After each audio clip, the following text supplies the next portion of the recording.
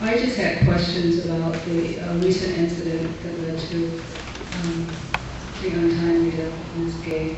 And the first question is related to the conflicting stories surrounding the incident. And that one is, one story said that she had the knife in her hand at the time that she was shot. And another story says that she was unarmed and shot in the back. And I'd like to know which is the accurate story, and what is the protocol for handling a situation when a person is unarmed? Thank you. I'm hoping this isn't going to become a precedent in Berkeley that, you know, if you call the police when you're having problems, that you could actually end up with your mother, your grandmother dead. And also the fact that there were a lot of children in the building that actually witnessed the event. And it seems that no one is talking about that. 9-year-old, 12-year-old, the grandchildren of Anita Gay that kept looking out the window. But this was an unarmed grandmother. I saw her with her hands up against the wall, and I was an auditory witness, which means that I heard complete silence. She was not mouthing off. She was not having a conversation. And then 2 terrible shots rang out. I couldn't believe it. I've heard shots many times in my home country, Colombia. I have post-traumatic stress disorder because of so many killings in Colombia, and I couldn't believe it. And I was cowering in my shed, and 16 police cars came. They cordoned off the apartment complex as if they're riot police against the demonstrators. I think 20 of us came out. I have studied medicine and surgery in Colombia. I was begging them. I almost got down on my hands and knees to beg them to let me stop the bleeding. Stop the bleeding. Let me give her CPR.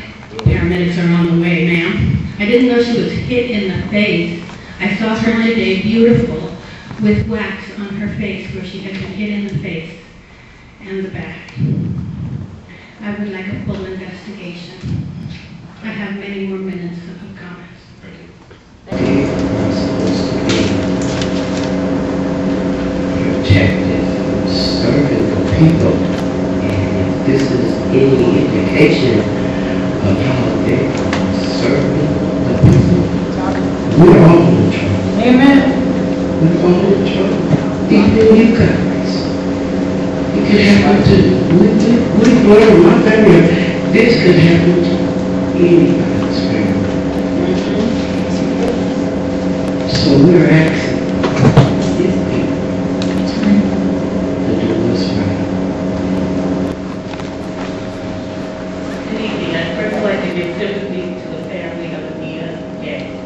I'm here because I also had a terrorizing experience at the hands of the Berkeley Police. And I'm not someone that hangs on the street. I've worked 42 years. I work for the University of California Office of the President. And the Berkeley Police terrorized me on January 25th of 2008. They came into my home after taking the keys from my son, and I hear my dog barking and all these voices in my home, and who is this? I'm getting out of bed, you know, because it's in the evening. I was sick and didn't go to work that day.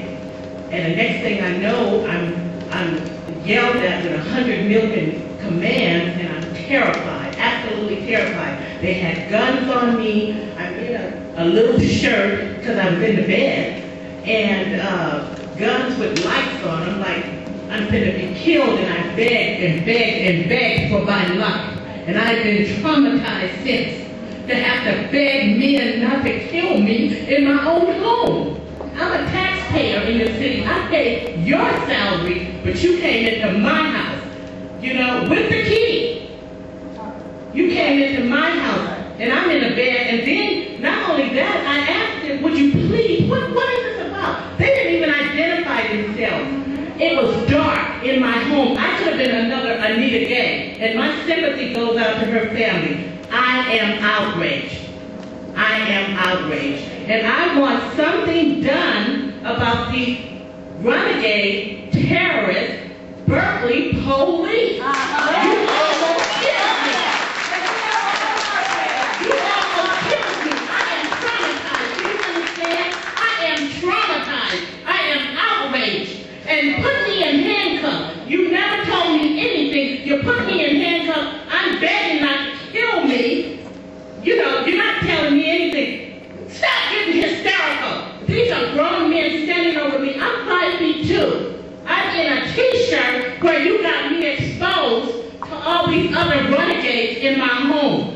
Never saying nothing. And I'm saying, what is this about? You're not telling me anything. You put me in handcuffs. I just got out of the cast from being injured at the BART station, off my job for 3 months, and you put me in handcuffs, which has re-injured my right hand, and the Berkeley Police need to be investigated. You cannot investigate yourself because you have terrorists on your force. And I really want to see something done. I am outraged. I'm traumatized.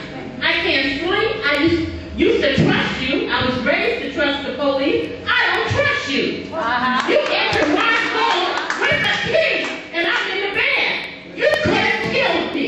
You could have killed me. Do you know that? You could have killed me. I'm terrorized. I'm so terrorized when I see you, I'm still shaking standing here. I'm terrorized, I'm outraged, and my tax dollars are paying your salary. I don't want to pay taxes anymore because I'm going to have terrorists on the force.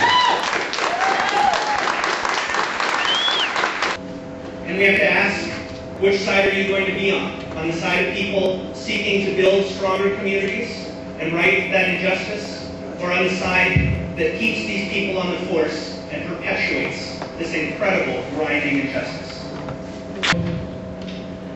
I'm just wondering if this had been a person who lived up in the hills,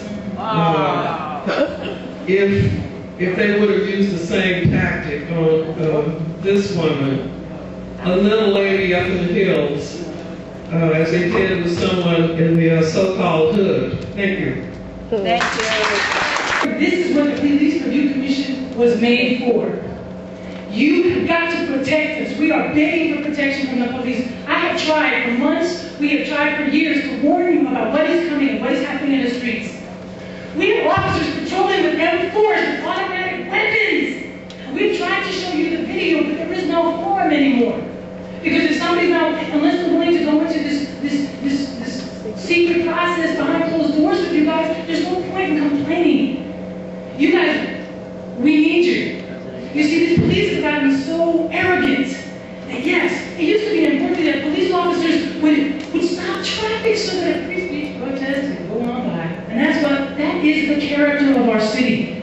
Now we have them playing games where they come in the morning and if somebody steps off, they threaten to arrest me because my foot is on the street next to a car. And then later that afternoon, they come with my helmets and they knock every man, woman, and child, we're talking about an 86-year-old man, into the streets, busting a $9,000 sound system, whacking it off because somebody had a poster on the Marine recruiting station.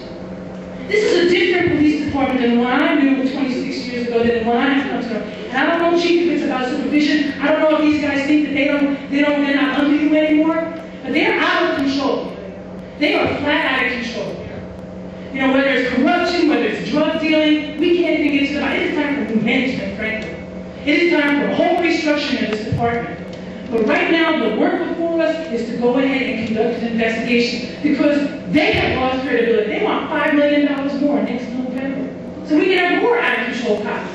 I don't know what they're doing with those drugs. They think they're looking to support that. That's nutty.